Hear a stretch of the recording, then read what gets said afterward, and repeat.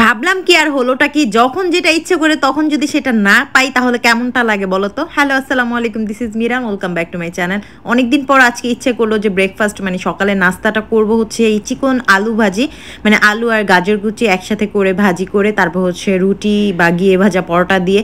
তো যাই হোক, এখন হচ্ছে সুন্দর করে আমি আলু ভাজিটা করে নিব। আমরা যখন ছোট ছিলাম তখন কিন্তু এত রকমের নাস্তার আইটেম ছিল না। তো যাই হোক, আমাদের ব্রেকফাস্ট বা সকালের নাস্তা বলতে হচ্ছে এরকম আলু ভাজি দিয়ে পরোটা দিয়ে, অথবা খুব কম হতো যে আমাদের স্যান্ডউইচ বা এগুলো বানিয়ে দিত বা নুডলস করে দিত, কিন্তু ম্যাক্সিমাম সময় দেখা যায় যে পরোটা আর এরকম চিকন আলু ভাজি অনেক ভাল লাগতো। তো আজকেও আমি সেভাবে বসিয়ে দিয়েছি। আর এই আলু ভাজিটা আমি একদম বেশি করে কাঁচামরিচ দিয়ে আর অল্প একটু পেঁয়াজ দিয়ে করি, সাথে লবণ দিয়ে, আর কোনো মশলা অ্যাড করি না। আজকে আমি তোমাদেরকে আমার বিশ্বস্ত page RST sofas cover collection পেজের 3D প্রিন্টের মনোমুগ্ধকর হচ্ছে চেয়ার টেবিলের কভার দেখাবো। আমাদের ঘরকে কিন্তু সাজিয়ে তুলতে আমরা মেয়েরা অনেক বেশি পছন্দ করি, বিশেষ করে কোনো গেস্ট আসলে যদি ঘরটা একটু পরিপাটি হয় তাহলে কিন্তু আরো ভালো লাগে। তো সেক্ষেত্রে তোমরা কিন্তু নিয়ে নিতে পারো আরএসটি সোফাস কভার কালেকশন থেকে এই সুন্দর 3D প্রিন্টের হচ্ছে চেয়ার টেবিলের কভার। এছাড়াও তাদের পেজে পেয়ে যাবা এই 3D প্রিন্টের বেড কভার শিট, তাছাড়া তুর্কির হচ্ছে sofa cover, dining table cover. তো তোমরা পেজটা ভিজিট করে তোমাদের পছন্দ অনুযায়ী অর্ডার করতে পারো। আমার কাছে এটা ভালো লেগেছে, এই জন্য আমি এটা অর্ডার করেছি। তো আজকে তোমাদের সামনেই হচ্ছে আমি এটা বিছাচ্ছি, অনেক ভালো লাগতেছে। বাসায় যেহেতু গেস্ট আসবে তো ভাবলাম যে একটু ডাইনিং টেবিলে চেয়ারের এগুলো হচ্ছে লুকসটা একটু চেঞ্জ করি, তাহলে একটু অন্যরকম লাগে। তো দেখো কি সুন্দর 3D প্রিন্টের কিন্তু এটা। এছাড়াও তাদের আর অনেক ধরনের প্রিন্ট আছে, তোমরা তাদের পেজে ভিজিট করলে দেখতে পারবা। তো অবশ্যই চলে যাবা হচ্ছে আরএসটি সোফাস কভার কালেকশনে। আমি কিন্তু উপরে পেজটা ট্যাগ করে দিব আর স্ক্রিনে ডেফিনেটলি নাম্বার দেওয়া থাকবে। তো তাদের পেজে কিন্তু আবারও বলছি, এইটা ছাড়াও আরো অনেক ধরনের কালেকশন আছে, বিশেষ করে হচ্ছে তুর্কি সোফা কভার, তারপর হচ্ছে চেয়ার টেবিলের কভারও পেয়ে যাবা।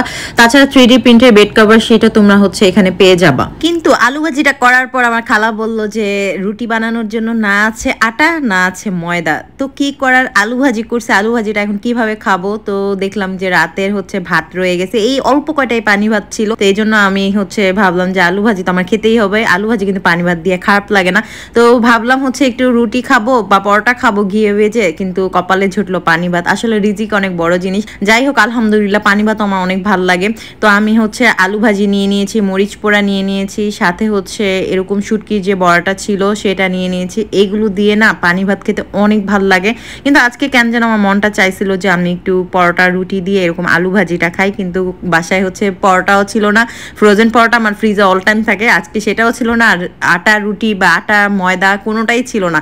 তো যাই হোক, এরপর হচ্ছে সকালে তো ভাত খেয়েছি, দুপুরে তো আর আমি ভাত খাবো না, এই জন্য দুপুরের দিকে ভাবলাম যে একটু নুডলস করে খাই। খালাকে বলছে আজকে একদম অল্প তেলে ডিম পোচ করবা, সে ঠিকই অল্প তেলে ডিম পোচ করে আমাকে একদম ডিম ছেঁচড়া পোড়া করে দিছে। যাই হোক, সন্ধ্যা একটু বের হয়েছে, এই দৃশ্যটা দেখে আমার চোখ আটকে গেছে। আসলে প্রতিটা বাবার কাছে তার মেয়ে রাজকন্যা, মেয়েকে কি সুন্দর কাঁধে নিয়ে তারপর হচ্ছে হয়তো বা কোচিং থেকে বাসায় নিয়ে ফিরতেছে দেখে আমি হচ্ছে অনেক মানে আমার চোখের কোণে পানি চলে আসছে।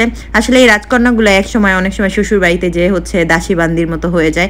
তো যাই হোক, সবার কপাল সেম না, অনেকে আবার রাজরানীর মতো থাকে, কিন্তু ম্যাক্সিমাম মানুষই হচ্ছে কপালে খুব ভালো শ্বশুর বাড়ি জোটে না, মানে জোটলেও হচ্ছে মানিয়ে নেওয়ার ব্যাপারটা থাকে আর কি।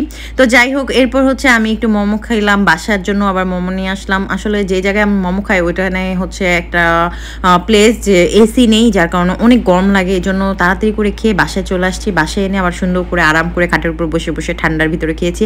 আর এই চকলেট তো আমার অনেক পছন্দ, আমার ফ্রেন্ডরা যে কোনো ফ্রেন্ড হোক আমার, সে কোথাও গেলেই চকলেট আনলে আমাকে দিবেই, মানে এটা ভুলে না। অল্প দেখ কোয়ান্টিটি যতটুকু হোক এটা কোনো ব্যাপার না, কিন্তু হচ্ছে মানে যে চকলেটই আনুক আমাকে অল্প না অল্প দিবেই। তো এই জিনিসটা আমার ভালো লাগে। আর এই চকলেটটা এত মজা, এই হোয়াইট চকলেটটা, এটা বেস্ট একটা চকলেট। কতবারই বলি মোটু হয়ে যায় আর চকলেট খাবো না, কিন্তু হচ্ছে আমার লজ্জা শরম নেই, আমার চকলেট দেখলে আর মাথা ঠিক থাকে না। তারপর হচ্ছে আম কেটে হচ্ছে এখন বসে বসে আম খাবো।